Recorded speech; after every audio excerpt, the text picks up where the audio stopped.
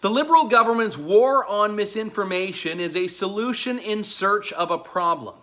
It's a battle the Liberals have been waging for the last couple of years, saying that the information that you get on social media, online, simply cannot be trusted, and it's government that has to lead the way in making the internet more trustworthy, combating misinformation.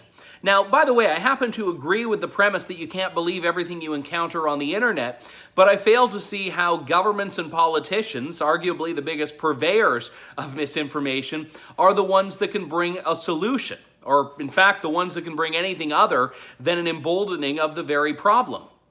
But with the election behind us, the government is now doubling down on what has been its long-standing desire to regulate social media. This was a policy proposal that was put forward within the Liberal caucus. It's also something we've seen under the auspices of combating hate speech. And now that the election is done, Democratic Institutions Minister Karina Gould says more needs to be done about the battle against misinformation and disinformation.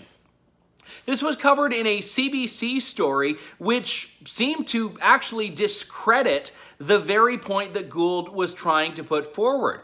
Take a look at a couple of the sections of this here. A task force called the Critical Election Incident Public Protocol Panel, composed largely of high-level bureaucrats, was charged with alerting the public. Despite detecting some misinformation, it was never at that critical level where there needed to be any sort of public notification or public alert. Now, the cynic in me suggests that if the election looked like it were headed a different direction and the Liberals weren't going to win, perhaps things would have reached that critical level. But again, that's just a part of me that generally tends to assume the worst of governments.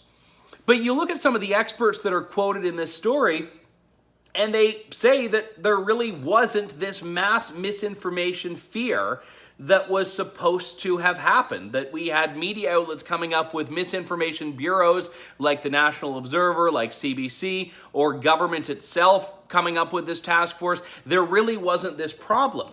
One of the examples of this is an organization called AstroScreen, which did a report and found that of the 273,000 Canadian politics and election 43 hashtag mentions, 4,433 were made by less than 1,700 low credibility Twitter accounts, which is to say Twitter accounts they suspect of being bots. But AstroScreen also concedes that this is pretty much negligible. Quote, "We didn't see a major network of inauthentic accounts trying to interfere with the outcome of the election." Later in the story, Kevin Chan of Facebook basically says the same thing, that Facebook was not used by its own measures and its own audits as a tool of spreading misinformation, of a tool of spreading inauthentic accounts.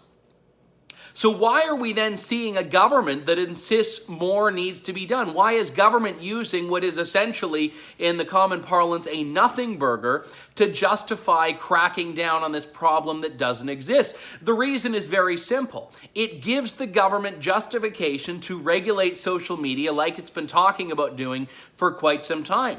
Regulating social media companies, forcing them to comply with what the government standards of speech are.